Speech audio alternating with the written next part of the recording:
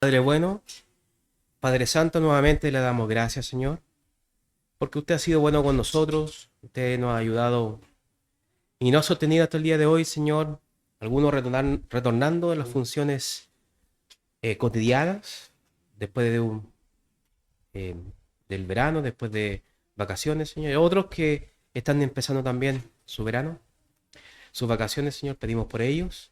Y le agradecemos, Señor, porque nos dio un día hermoso, un día de bendición, un día que podemos escuchar su palabra.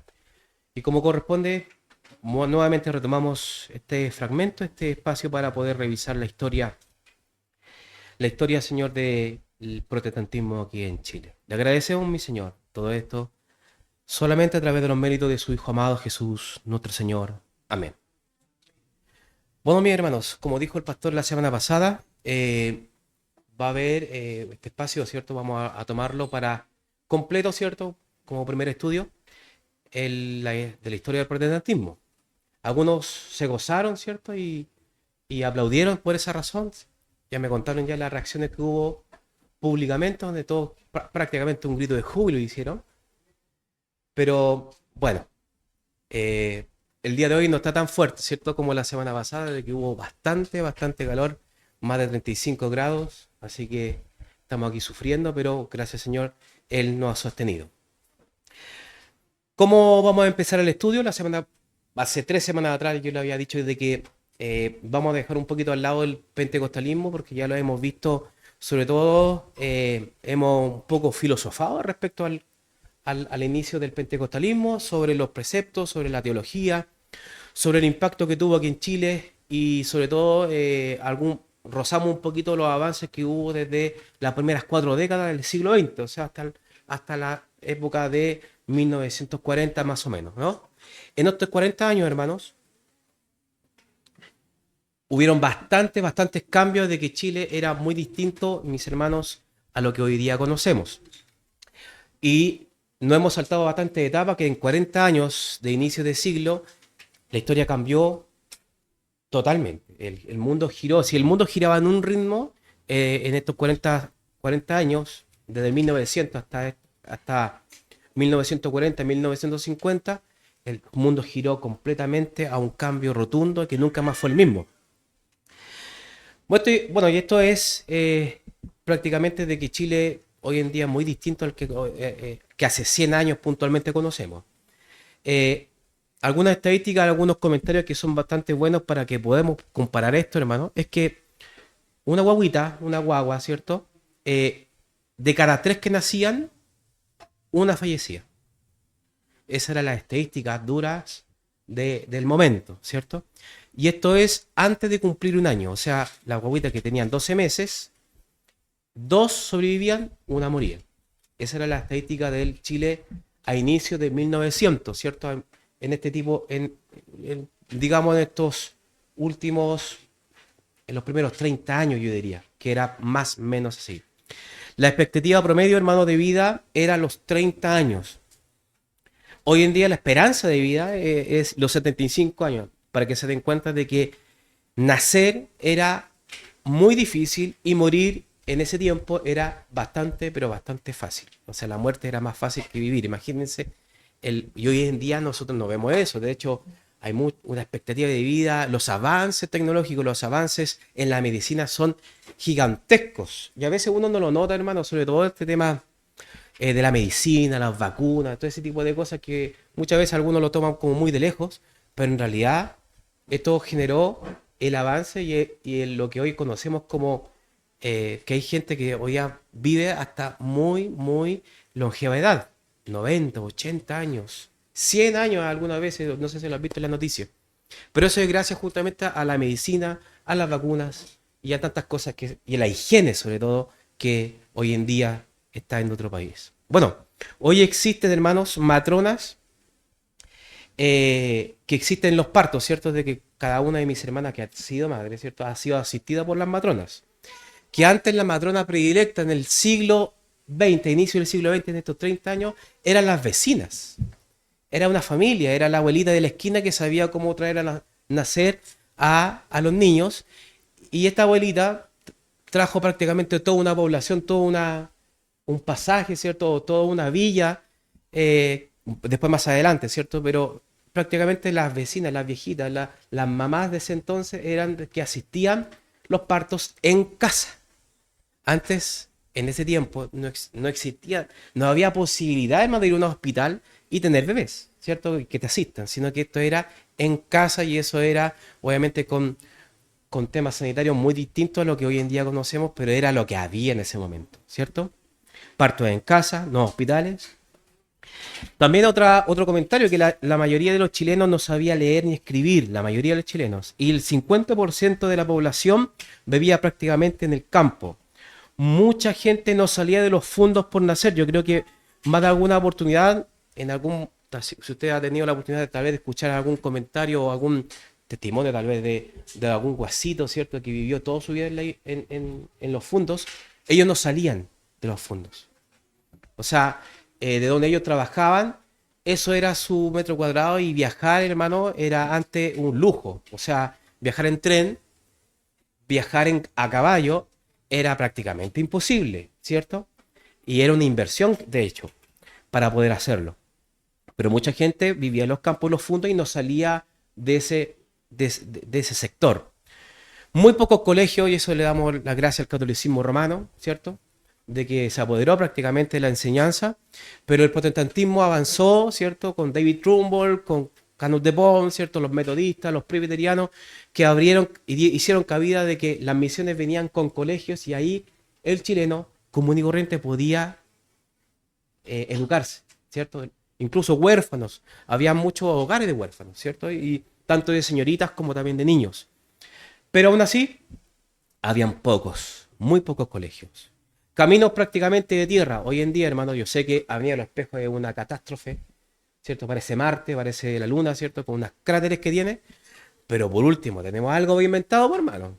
Antiguamente, aquí en Chile, la gran mayoría de todos los lugares era tierra, ¿sí? Eso significaba una polvadera, cuando pasaba un caballo, ¿cierto? Una carreta, hermano. Y la salud también afectaba. Si todo esto era puntualmente que afectaba a la higiene, la salud pública. Bueno, y algo tal vez que nosotros no lo vemos tan bien, y esto me gusta mucho, hermano, darle tomar conciencia. Si usted mira a sus pies, usted va a ver algo tan común que tal vez es algo muy digno y algo muy común, que es tener zapatos, ¿sí? Hermano, la mayoría de los chilenos en ese entonces era descalzo. No tenía zapatos. Así que imagínense las enfermedades, los hongos y tantas cosas que tal vez nuestros padres muy antiguos o tal vez nuestros abuelos sí lo vivieron. O tal vez ellos no directamente, pero vieron esa realidad que tal vez nosotros no lo hemos visto. Bueno, en Chile, déjeme ver, le traje unas fotitos también muy buenas. Esta es la vestimenta del siglo XX, ¿cierto? Un poco de la alta sociedad, ¿cierto? Muy de copa, ¿cierto? De este sombrero muy de copa, muy europeo. Y las damas muy bien vestidas, siempre con elegantes trajes, ¿cierto? Y el roto chileno. Ahí estás, ¿no? Que es para el lado nuestro, ¿cierto? Para el lado de que estamos acá por el lado de donde prácticamente venimos todos, la vestimenta del chileno a pie, ¿cierto? Donde tenía lo que él podía en realidad, ¿cierto? Pero la vestimenta era muy parecida, desde que era muy de trabajo, ¿cierto? Eh, Mucho descalzo y zapatos que había pero muy mal estado. Pero bueno, ese era puntualmente algunas fotitos que también voy a seguir mostrándoles. En Chile, está más que decir que hemos dicho que en Chile, hermano, el vino eh, era predilecto, o sea, vino era en mucha abundancia y el alcoholismo era muy alto. Prácticamente todo, bueno, logramos nosotros identificar de que prácticamente si nosotros hacemos otras consultas atrás, más de un curadito tenemos en la familia, ¿sí? Más de alguien era muy bueno para el vino, alcohólico, ¿cierto? Pero esto viene también por una tradición, mis hermanos, de que en marzo, abril viene la fiesta que comúnmente nosotros lo conocemos como la vendimia, ¿cierto? Una fiesta tradicional muy ligada al catolicismo romano, de que venía la cosecha de la uva, ¿cierto? Venía y la depositan en estos barriles gigantes para poder molerla y finalmente extraer el vino. Y hasta el día de hoy se mantiene y se conoce como la fiesta de la vendimia, hermano. En toda la zona central, de hecho en el sur también hay, pero mayoritariamente, o inicialmente era la zona central por los valles que hay, Curicó, el Cachapoal, ¿cierto? Rancagua, San Fernando, hermano, eran lugares de viñedos. Por si no sabía, aquí en Santiago también era el sector de viñedos. De hecho, Quilín era festival de parras. No sé si alguna vez lo alcanzaron a ver. ¿Sí? ¿No? Ya, yo recuerdo cuando iba a Peñarolén, eh, era lleno de parras porque era esta zona, ¿cierto? La zona central de Chile es zona de vino, zona de uva. Entonces, le tendríamos que decir que la mejor uva, ¿cierto? Pero el litriado, no sé si alguna vez ustedes lo han escuchado, es la cepa más conocida, común y corriente, que sale en todo Chile prácticamente. eh, y no es de mayor calidad, pero era la que comúnmente la gente usaba. Y la gente la procesaba, ¿cierto? Y como era bien fuerte, era una cepa bastante fuertona, la gente obviamente se alcoholizaba a través de esa. Era muy común, de hecho, en prácticamente muchos hogares tenían parra, era muy normal. Lo ocupaban mucho de sombrilla, ¿no? Antiguamente. Y esa misma uva la hacía vino, ¿cierto? Mucha gente. Y ese se llama litreado, por si acaso. Es un dato cultural, tal vez, ¿sí? Bueno, y se comercializaba en un famoso envase en este siglo, hermano, en estos últimos 30, 20 años, un envase muy conocido que muchas veces no da risa cómo se llama, pero así se llamaba la garrafa, ¿sí? Chile era muy común, amén, dijeron. El vino era muy importante, o sigue siendo importante en nuestro país, por el clima y el territorio nuestro, ¿cierto? Bueno, siguiendo un poco más adelante, ricos, muy pocos monetariamente, ¿cierto? La alta sociedad, ricos muy pocos, y los ricos concentraban el poder político, generalmente. A principios del siglo, solo el 6% de la población votaba, del 100, solamente el 6, hermano. No, los que estaban en el poder no era una democracia muy pulcra, ¿sí? No era muy popular, sino que solamente los de la alta sociedad podían intervenir, votar, ¿cierto? Y elegir presidente.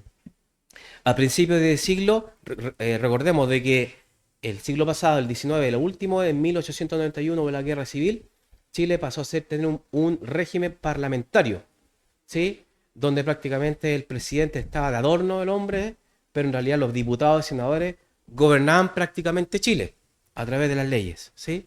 Entonces el presidente pasó a ser ni siquiera un primer ministro, mucho menos que eso, nada, ¿sí? Pero fue la era parlamentaria, los diputados tenían una mayor facultad, casi mucho más que un presidente.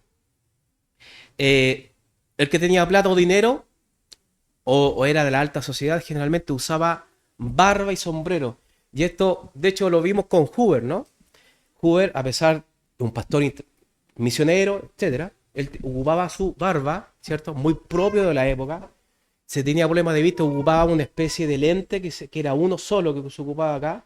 Y un reloj siempre era muy propio de la época. Ocupaba un reloj de oro generalmente, ¿sí? Y se los ponían acá, ¿cierto? Bueno, eran bastante comunes. Pero siempre una barba y un sombrero de copa era prácticamente los hombres de la época. Por esta razón, la gran mayoría de los personajes que hemos estudiado tenían ese parecido. Trumbull, siempre con barba, ¿cierto? Con su sombrero de copa, era muy propio de la época.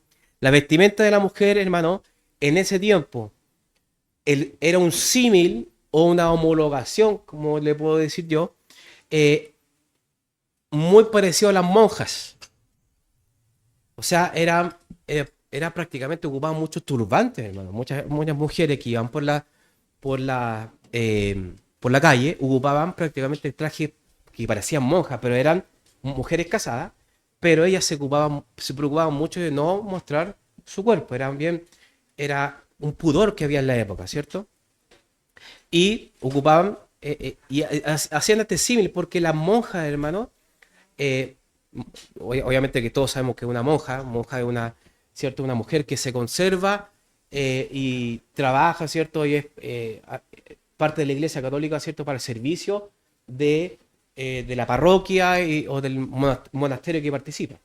Pero esa monja representaba para el común corriente, el chileno, representaba un poco algo como de ser muy pura.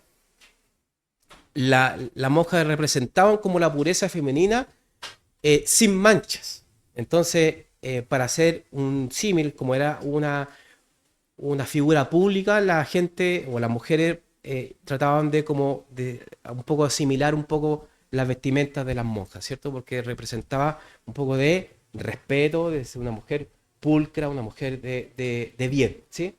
Era así como era en esa época las cosas. Eh, También existía una fórmula, hermano, en la educación de la alta sociedad. Solamente este 6% de la población, hermano, que era los que de la alta sociedad en Chile, de que muchos de ellos, familias muy grandes, muy numerosas, 12 niños prácticamente, pero ellos no tenían problema económico, eh, los padres viajaban a Europa. Chile en este tiempo era muy de Europa. La proyección de país, la formación de arquitectura, ¿cierto? Incluso la forma de operar de la policía la esperanza de, digamos, de llegar al desarrollo era Francia para Chile, ¿sí? Entonces muchos padres viajaban a Europa y ellos dejaban sus niños acá en Chile a través de una figura de que se empezó como a, un poco a normalizar la figura de institutriz. ¿Lo han escuchado alguna vez? La institutriz pasa a ser una mamá, pasa a ser la dueña de casa, pasa a ser la que prácticamente eh, administra la casa en ausencia de los padres y educa a los niños, ¿sí? Y una educación, hermano, de primera, no una educación así nomás. De hecho, después de esa educación de institutriz, los varones iban a las universidades para poder trabajar de arquitecto, de abogado o de lo que sea. Era una figura muy respetada, ¿cierto? Tener una institutriz, no todos tenían una institutriz. Tener una, en ese tiempo se le decía sirvienta, ¿cierto? Pero una asesora del hogar en ese tiempo era de dinero. Una persona que tenía dinero, pero si tenía más de 2 o de 3 era porque tenía muchísimo dinero. Y de hecho eran mansiones prácticamente, donde el primer y segundo piso había una asesora del hogar. Y eso porque era una familia muy respetada y muy de recursos. Y más aún una institutriz es porque realmente tenía bastante dinero las personas. ¿Y los padres dónde estaban? En el extranjero, en Europa. Haciendo negocios, haciendo cosas, ¿cierto? Pero los niños quedaron aquí en Chile. Las niñas, por lo general, no estudiaban más allá de carreras u oficios en relación al hogar. Como por ejemplo, educación, que sean profesoras, que sean algo en relación con la familia. Era muy común en ese tiempo. Y el padre, de hecho, era una figura muy respetada, hermano. O sea, ninguna mujer, hijo incluso también, no era fácil pasarse de listo con el papá. Era una cultura de que el papá se respetaba muchísimo. Los padres mucho, pero sobre todo el papá. Y el papá tenía una autoridad muy por encima y gobernaba la vida de los niños, incluso después de casado. Era muy respetada la figura. Y el papá decidía puntualmente qué estudiabas. Y si a él le agradaba, lo hacía, le autorizaba. Si no, no. ¿Sí? Si una niña le preguntaba al papá que quería estudiar algo, tal vez relacionado con la medicina, con algo, y el papá no estaba de acuerdo, era imposible que pudiese estudiar. Pero no fue así con un personaje muy icónico, tal vez la historia también de nuestro país, que se llamó Eloísa Díaz. Eloísa Díaz fue la primer médico cirujano aquí en Chile y ella se saltó todos los paradigmas y de hecho fue la primera mujer en Latinoamérica en graduarse como médico. Y ella fue una de las que impulsó el cuidado de los niños y las mujeres, la figura de enfermeras que visitaban los hogares, porque las enfermedades estaban a la orden del día, ¿sí? Bueno, a inicio de este siglo, se está implementando, hermano, también en Europa el sistema del alumbrado eléctrico.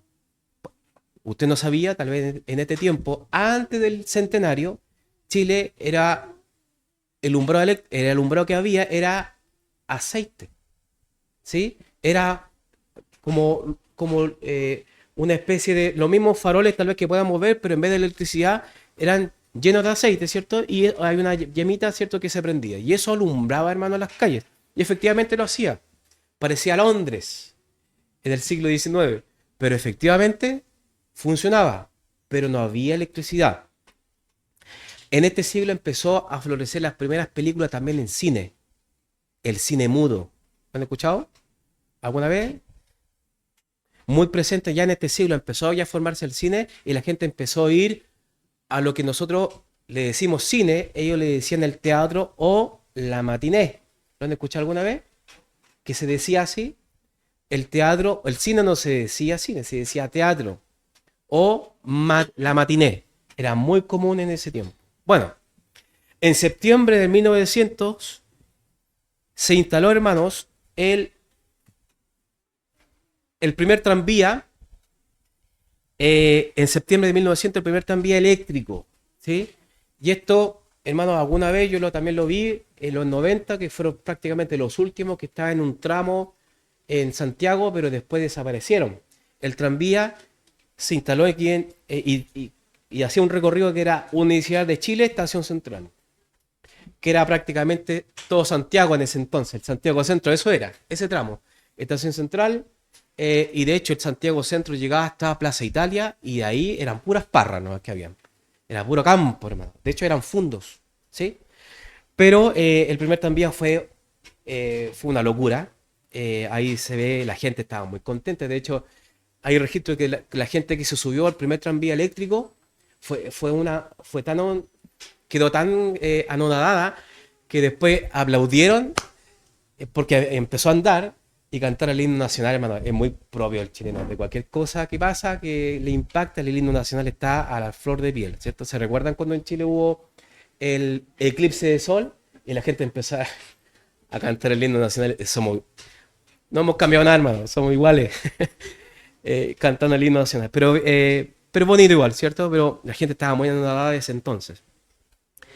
Eso es lo que era Santiago Centro en la época, ¿cierto? Esta fotito es un poquito más, yo creería, de la década del 20, pero más o menos el tranvía era así. ¿Alguien alcanzó a subirse a un tranvía? Tal vez el abuelito de ustedes, sí, ¿cierto? ¿Sí? Su abuelito manejaba tranvía. ¿Ves? Ese es el Chile que nosotros estamos buscando. Ese era el Chile de antes. Pero efectivamente era una... ¿Perdón? Ahí empezó el sapo. Sí. Lo- Bueno, el tranvía, para los que no conocen, es prácticamente como un tren en las calles con línea férrea, ¿cierto? Pero en vez de ir a carbón o a vapor, se conectaba con unos cables, ¿cierto? Al tendido eléctrico, a los postes. Entonces ahí andaba... ¿Ah? Todavía hay rieles, de hecho, si usted va a Franklin, todavía están los rieles que uno pasa por ahí por Avenida Isabel Riquelme, ahí están los rieles. Ese era el Santiago de antes. Franklin después de los años pasó a ser tiraron esa extensión, pero antiguamente Santiago Centro, hermano, ni siquiera llegaba hasta Avenida Mata. De-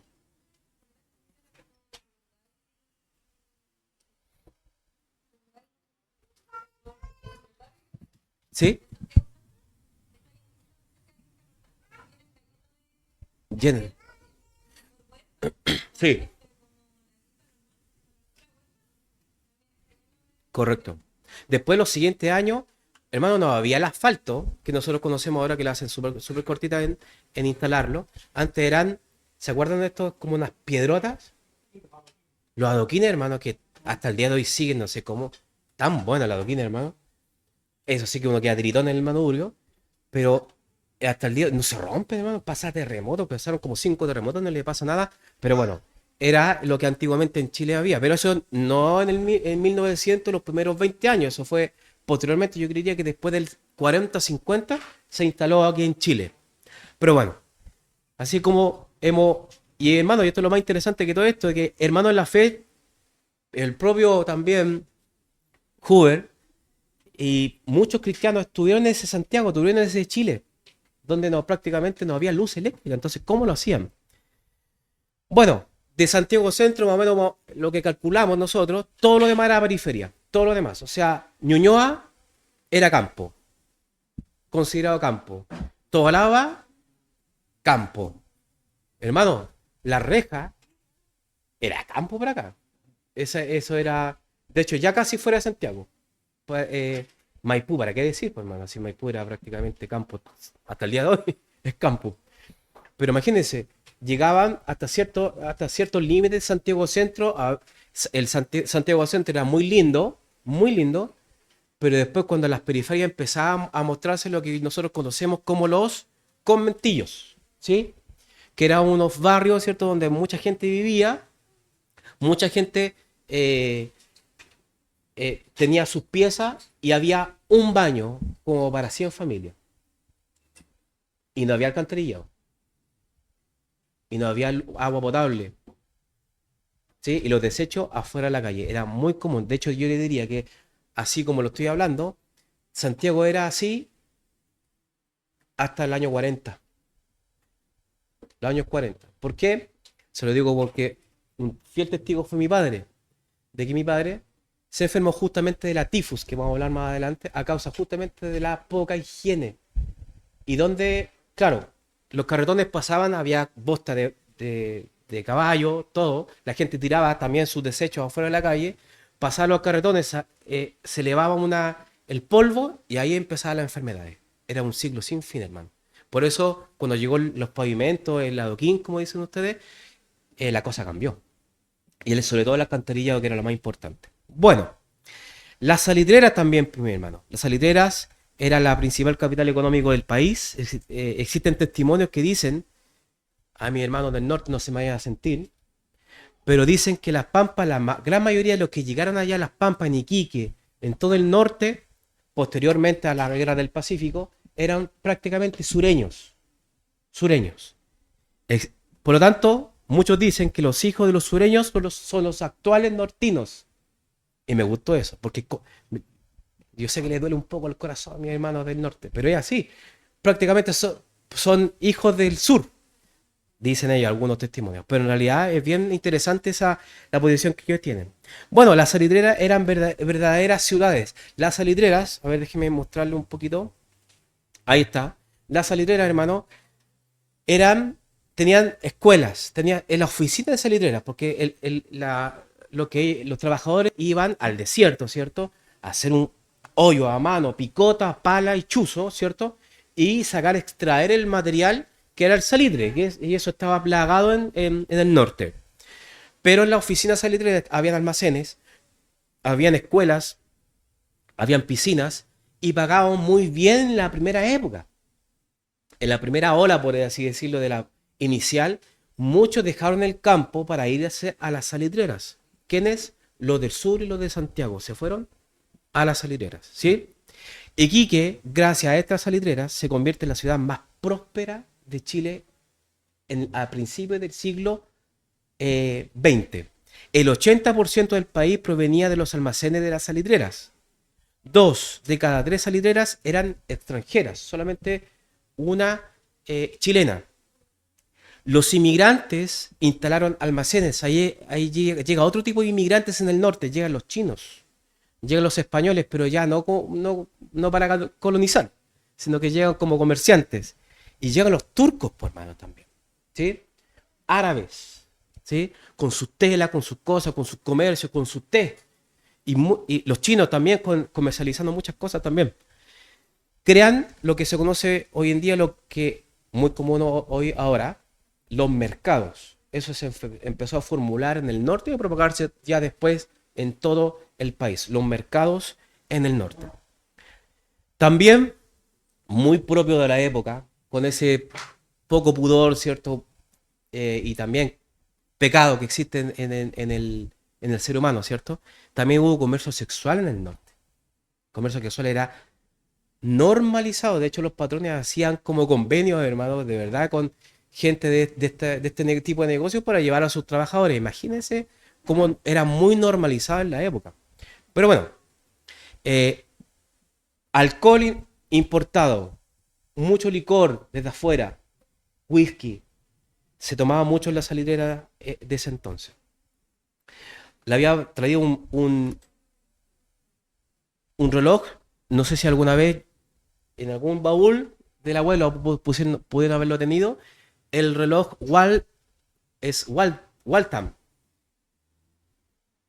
muy común también de la época que prácticamente todos los viejitos lo tenían porque era muy bueno.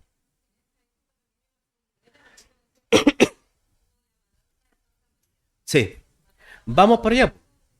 Efectivamente, vamos a hablar de la irregularidad que existían en las pampas. Sí, existían irregularidades, hermano, y eso tenía que ver por qué. Se trabajaba de domingo a domingo, mucha plata, pero poca regulación en el código del trabajo. No había código de trabajo, hermano. Ellos trabajaban nomás. Sin contrato laboral. Era, y de hecho, trabajaban 12 horas hasta 16 horas diarias. Y algo pasó en el transcurso de las pampas, cuando hablamos de las pampas estamos hablando de las salitreras, de que se avivaron así, por así decirlo, los magnates, ¿cierto? Extranjeros, y en vez de pagarle con dinero o con dólares, le empezaron a pagar con fichas. ¿Para qué? Porque pudiese intercambiarlo en los almacenes y en todos los locales. Entonces era un monopolio, hermano, que con esas fichas, ¿qué iba a hacer afuera? Nada. O sea, tenía que comprar al mismo dueño, trabajaba para el mismo dueño, y le compraba al mismo dueño, y le pasaba la misma ficha al mismo dueño. Entonces era una irregularidad tremenda y un abuso que muchos empresarios salitreros hicieron con sus trabajadores. Extraían el salitre con pólvora, hermanos. Había muertes prácticamente todos los días. ¿Y qué sucedía? Que si morían en la pampa, y como nadie lo regulaba y la ley chilena no lo regulaba, dejaban tirados los cuerpos. ¿Para qué? Para no hacerse cargo. Desapareció, desapareció. Así era el patrón de la salitrera en ese tiempo. ¿Sí? En este tiempo, tanto en Estados Unidos como en Francia, existían protestas y sindicatos que se empezaron a formar. ¿Sí? Ya a inicios ya de este siglo, ya habían voces de que algo iba a pasar. Y de hecho, esto es justamente estos problemas tan grandes que el empresariado era totalmente abusivo del trabajador. Y esto sobrereaccionó a los trabajadores, ¿cierto? Bueno, consistía en huelgas a causa de las precarias condiciones laborales. No solamente estaba ocurriendo en Chile, Chile era prácticamente Chile reaccionaba como después de 3 4 años, ¿no? Siempre pasaban las cosas después. Hasta el día de hoy ocurre eso. Pero en Europa ya estaban ocurriendo cosas, pero después explotaban aquí en Chile más adelante. Pero era así. Y eso ocurrió. Y en 1907 el precio del salitre cae y el costo de la vida sube muchísimo. Es como lo que ocurre hoy en día con la inflación, ¿no? Todo pasa a ser muy caro y escasez de trabajo. Los trabajadores en Iquique abren huelga por las condiciones deplorables y el 21 de diciembre de ese mismo año, 1907, se conoce como la matanza de Santa María, ¿cierto? Donde prácticamente mandaron el ejército de Santiago para regularizar esa huelga que estaban haciendo.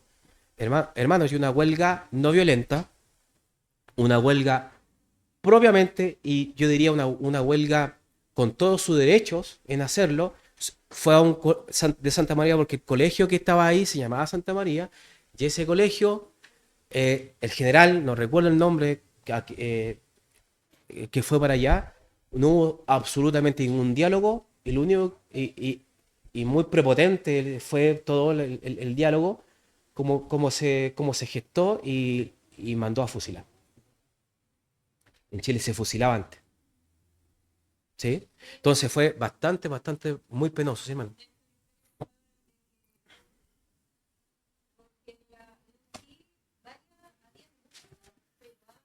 Ah, correcto.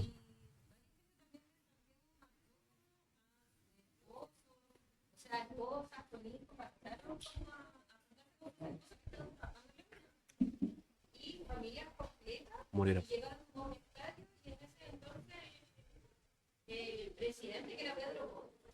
como que los desplazados del Cairo se reunieron todos para la huelga, los desplazaron a Santa María. Y ahí al final dijeron que Chile lo da todo y alrededor de, como de todo el patio central de Santa María, que no todos por la misma y mataron a todos. Mataron a todos, correcto. Niños, A causa de esto, hermano, se generó una sobrereacción también en los que generaron sindicatos aquí en Chile. Y yo estaba muy también influenciado con lo que estaba pasando en Europa, lo que estaba pasando en Estados Unidos, ¿cierto? Y también lo que iba a pasar futuramente en el Imperio Ruso, que eso también tenemos que revisarlo. Pero bueno, tenemos que avanzar y esto también dio cabida a 1910, que eso cambió también un poco el paradigma. Chile vivió una profunda crisis política marcada por la muerte sucesiva de dos presidentes en ejercicio, hermanos. Algo, yo creo que eso fue como la maldición del centenario, se le decía. De que mucha gente decía que Chile estaba en maldición a causa de esto mismo. Dos presidentes al hilo morían. ¿Cuándo? En el centenario. Antes del centenario, poquito antes, en agosto del 1910, murió Pedro Montt a causa de una enfermedad cardíaca. Fue a Europa a tratarse a ver un tema de algunos médicos y él estaba organizando con todo su gabinete, los ministros estaba organizando los gran 100 años de Chile. Entonces era una fecha bastante importante. Hubo cambio de infraestructura tremendo que hasta el día de hoy se mantiene, como por ejemplo la Plaza Italia. La Plaza Italia fue creada en el centenario en 1910, ¿cierto? Metro Baquedano. Ahí eso fue una creación puntualmente de el centenario. Pero Pedro Montt se sentía muy mal de su salud, fue a Europa a tratarse, a hacer un tratamiento y murió Pedro Montt. Presidente Pedro Montt, no Manuel Montt. Pedro Montt falleció debido a muchos dicen que fue algo cardíaco, derrame cerebral, buscaba un tratamiento pero no alcanzó a llegar y tuvieron que exportarlo prácticamente y traerlo desde Europa, muerto, ¿cierto? Fallecido, y hicieron el servicio fúnebre acá antes del centenario porque llegó días después, a principio creo que de septiembre, hicieron los servicios fúnebres. ¿Quién asumió? El vicepresidente Elías Fernández Albano. Lo asumió tras la partida, pero hermano, este hombre, vicepresidente y después un presidente ya interino, ¿cierto? Como de oficio a causa de la muerte de Pedro Montt, murió el 6 de septiembre porque le llegó un resfrío de esos que lo dejó en cama al punto de que falleció. O sea, en ese tiempo efectivamente se podía morir por un resfrío. Así que hermano, cuídese, vaya al doctor, tome sin día, sin noche, no sea porfiado y vaya al médico. Yo tengo que ir al médico, de hecho. Sí, porque tomé tratamiento y no me hizo mucho efecto. Así que ore por mí. Bueno, el mismo año, en septiembre de 1910, se instaló, hermano, la primera, esperaron el centenario. Aquí en Chile las autoridades esperaron el centenario para una fecha muy importante. Y instalaron en Alameda las primeras luces eléctricas.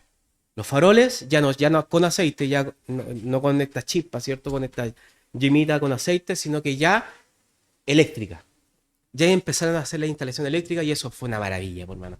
Porque la ampolleta o la bombilla, ¿cierto? De ese entonces alumbraba bastante y era bastante grande. Y fue una maravilla. Esto gracias a la celebración País del Centenario. Adicionalmente a esto se inaugura el recorrido Chile-Argentina por tren, hermano. Por primera vez Chile estaba prácticamente todo por tren en ese entonces, pero nunca internacional. Hicieron de Santiago por los Andes, hermanos, a Argentina, a Buenos Aires, llegaron ahí hicieron la conexión con la línea argentina, ¿cierto? Pero por primera vez se conectó por tren a nuestro vecino, al país vecino que tenemos. Y eso generó, hermanos, un revuelo porque ya Chile estaba conectado con el Atlántico. Porque antes tenía que conectar del Pacífico, todas las embarcaciones dar la vuelta por Magallanes, ¿cierto? Y salir al mundo. Aquí ya no. Ya Chile podía exportar e importar, ¿cierto? Porque no hemos, hemos tenido con Argentina más paz que guerra. Más paz que en conflicto. No hemos cansado de hacer guerra. Casi. Pero dos conflictos bien fuertes, pero durante todo el demás periodo ha sido bien el trato con los vecinos y ahí Chile también pasó a tener una conexión con Europa gracias a Argentina. Bueno, el parque forestal, ¿lo conocen? ¿Quién conoce el parque forestal? Bueno, la Plaza Italia, que ya lo hemos dicho, fueron inauguradas en esa fecha. Es decir, de que estos parques fueron desde 1910 hasta la fecha inaugurados. El epicentro es, hasta el día de hoy, de todas las celebraciones aquí en Santiago, siempre fue el Parque O'Higgins, ¿cierto? Pero en ese tiempo se llamaba el Parque Cousiño. Cousiño. Y era bastante feo, hermano, porque era un tierral, hermano. Era tremendo lo que había. Ahora ahí está bonito, con árboles y con todo, con pastitos. Pero antes era un tierral donde la gente igual le gustaba ir ahí a celebrar justamente todas las festividades en Chile. Y adivinen qué sucedió en 1912. Seguimos avanzando. Sin llorar, hermano. No, en 1912 el mundo, incluyendo en otro país, quedó conmovido, hermano. Esto fue una noticia mundial. Llegó a todos los diarios de todo, al Mercurio, llegó a todos los diarios de esa época. El hundimiento del Titanic fue un remesón al pensamiento. ¿Por qué?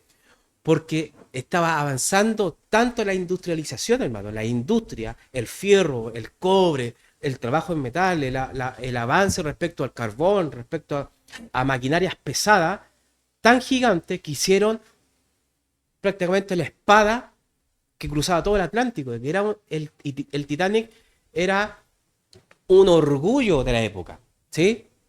Y muchos dicen, no está muy comprobado, ¿cierto? Pero habían comentarios que se hacían de que el Titanic ni el mismo Dios podía sumergirlo, ¿cierto? Y se sumergió.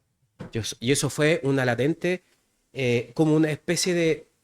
A ver, la gente de esa época, hermano, la viejita de esa época, todo lo que ocurría era acabado de mundo. Se le decía así antiguamente. Cualquier cosa que ocurría, un remesón fuerte, un terremoto, algo que ocurría en el mundo, la gente era muy supersticiosa y tenía mucho miedo a causa de la ignorancia. Y que decía acabado de mundo. Entonces, que decían que era el Titanic, que era una premonición de que algo iba a pasar. No estaba muy lejos. Efectivamente sí pasó algo. En esta historia se habla de John Harper, que fue un predicador bautista escocés que fue predicando En el Titanic. en el Titanic mientras hundía. Oh, Se genial, ¿no? conoce como el último De la fe. en la ¿Es bautista? en Genial. escocés. Entonces, la historia es muy linda porque se habla de que tuvo varias personas para predicar. Pero decían, ¿tú crees en Dios? Y cuando le decían que no, después volvieron, no, yo ahora crees. Entonces, Tremendo. esa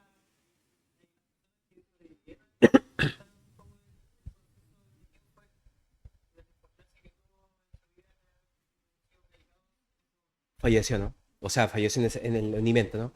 Tremendo, hermano. Como dato, ¿cómo se llama él, hermano? John Carper. Harper.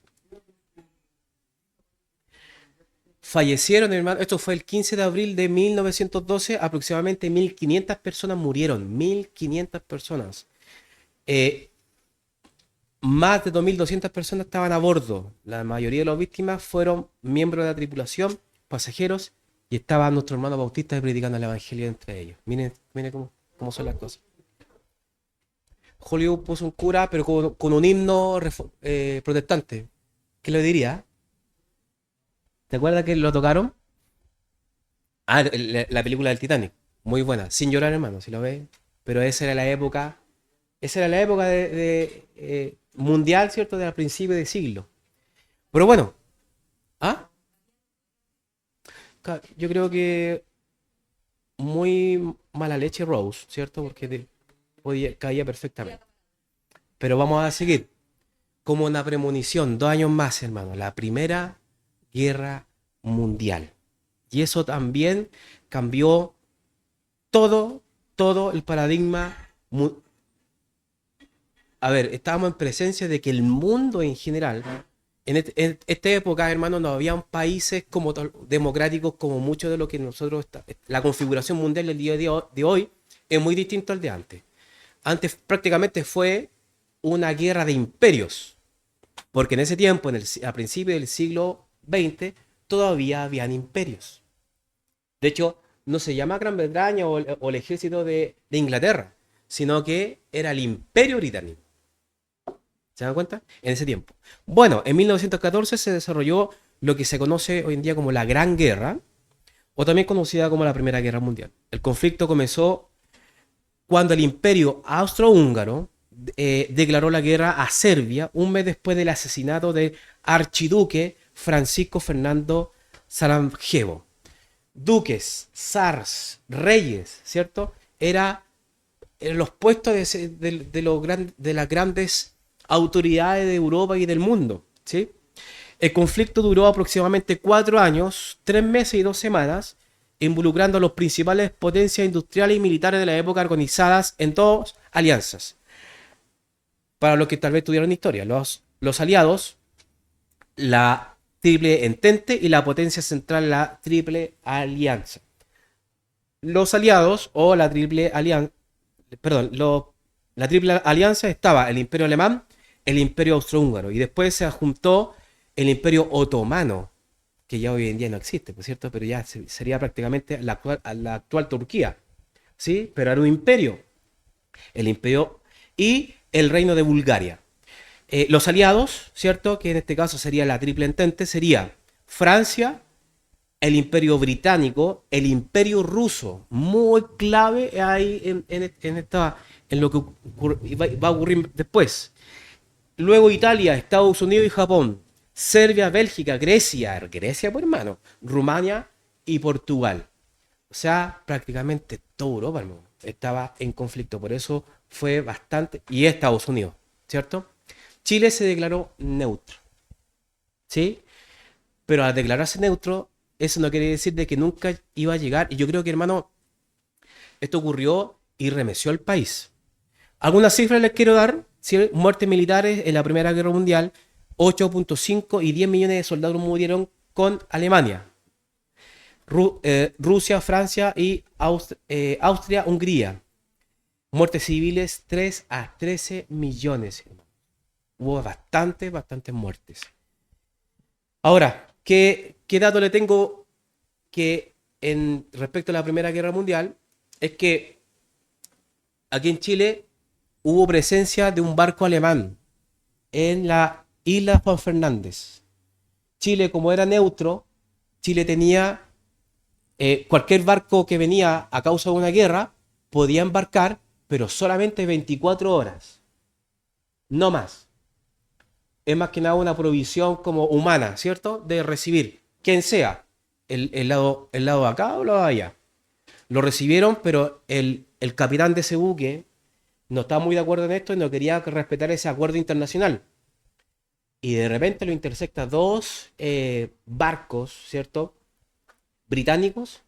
Y hubo, hermano, en la isla Juan Fernández, un ataque y bombazos de guerra, ¿cierto? Un conflicto justamente a la luz de la gente que estaba mirando todo ese conflicto. De hecho, hacen mucho testimonio respecto a eso. Y de hecho, uno de los misiles, se podría decir, de los tanques, se incrustó en la roca. Y de hecho, hasta el día de hoy, se incrustó en la roca en Juan Fernández y todavía no explota. Todavía está ahí como una reliquia. Yo lo sacaría inmediatamente, pues, hermano. Si en cualquier momento puede explotar, pero en realidad ellos lo tienen ahí como turístico, ¿cierto? De que llegó ese misil y no se activó. Mucha gente se cuenta el testimonio de que tuvieron que estar a piso porque las balas iban y venían frente a Chile. Y después, y de hecho, Inglaterra logró, los 2 barcos lograron hundir el barco alemán y quedó hasta el día de hoy hundido en Juan Fernández. La guerra estuvo a nuestras narices. Y eso pudo incluso generar que Chile hubiese entrado al conflicto. Pero se mantuvo neutro. Es complicada la guerra, hermano. No es cualquier cosa. ¿Sí? Es bastante complicado. Pero también tenemos otro dato. Que en el transcurso, sobre todo a inicios de siglo y en el transcurso de la guerra de la Primera Guerra Mundial, hubo una revolución, hermanos. ¿Sí? En 1905 empezó esto. En 1905, miles de trabajadores rusos se rebelaron contra el zar Nicolás II. El zar es como prácticamente un cónsul, una especie de rey, ¿cierto?, del imperio.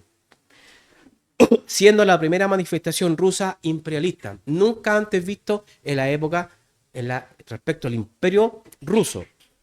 Más adelante, tiempo después, prácticamente 12 años después, en octubre de 1917, este zar fue fusilado y se instaura un régimen, el régimen comunista en el poder, liderada por el muy bien ponderado y conocido Vladimir Lenin, ¿cierto? Y todos sus secuaces llamados los bolcheviques, poniendo fin al zarismo, ¿cierto? Poniendo fin a este régimen imperialista en Rusia. Fue una dictadura del proletariado, conceptos que hace tiempo yo les dije que íbamos a empezar a hablar, y esto sentó las bases de lo que se conoce que años después, 1917, 18, 19, 20, 21, 22, 5 años después, se instauró lo que nosotros conocimos en alguna vez como la Unión Socialista Soviética. ¿Sí? Y esto gracias a este hombre que estamos ahí viendo en pantalla, ¿cierto? Obviamente en rojo, no iba a ser otro color, ¿cierto? Vladimir Lenin. Fue un político revolucionario y teórico ruso que lideró la revolución, la gran revolución que ellos dicen, en Rusia en 1917, fundador prácticamente de la Unión Soviética y convirtiéndose en el primer dirigente, líder bolchevique, ¿cierto? Que encabezó sobre todo el ala más del Partido Social Obrero, llamado los bolcheviques, donde ellos pusieron un eslogan que se llamó Pan, Paz y Tierra. ¿Sí? Esto era el inicio del siglo, pues, hermano. En plena guerra, a causa de la guerra, de hecho, esto fue en 1917, y la Primera Guerra Mundial llegó hasta 1918. Y en ese tiempo ya hubo un cambio en el ritmo, hubo un cambio en el Imperio Ruso que pasó a ser ya prácticamente una dictadura socialista. Rusia se retiró de la Primera Guerra Mundial y transformó la economía y sociedad rusa hacia un modelo comunista de control estatal que prácticamente siguió por lo que nosotros hoy ya conocemos el manifiesto comunista de Karl Marx, ¿cierto? Las etapas del comunismo, empieza con el socialismo y finalmente llega lo que nosotros conocemos como el estatismo completo del comunismo, ¿cierto? El comunismo prácticamente, el Estado es gigantesco y controla todo, las riquezas y la gestión de un país. Bueno, para terminar, no con algo tan amargo, hermano, también tenemos otro antecedente que tal vez no está de más decir, ¿cierto? En 1914 hubo eventos que marcaron en Chile como la llegada de los primeros vehículos aquí en Chile.